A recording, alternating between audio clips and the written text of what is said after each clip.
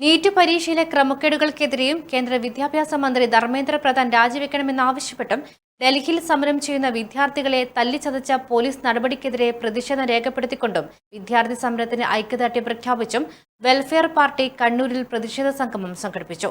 Welfare party ജില്ലാ president Sadiq കുളിയിൽ സമരം ഉദ്ഘാടനം ചെയ്തു.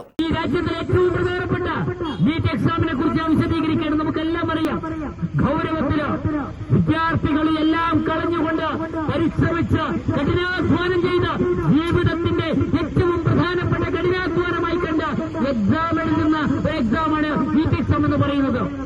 ആ എക്സാമിലാണ് പഠിച്ചു കഴിഞ്ഞ പരീക്ഷയുടെ കുട്ടികളോട് പറയുന്നത് ആ പരീക്ഷയിലെ ചോദ്യപേപ്പർ ചോർന്നുപോയിരിക്കുന്നു.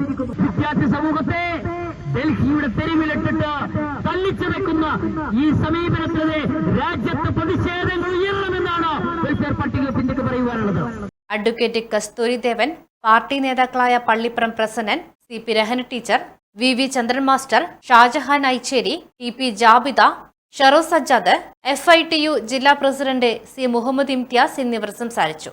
നാസർ തലശ്ശേരി, ഷുഹൈബ് മുഹമ്മദ്, ബീന ആയിക്കര, റസാഖ് മുണ്ടേരി, B ഖാലിദ് എന്നിവർ നേതൃത്വം നൽകി.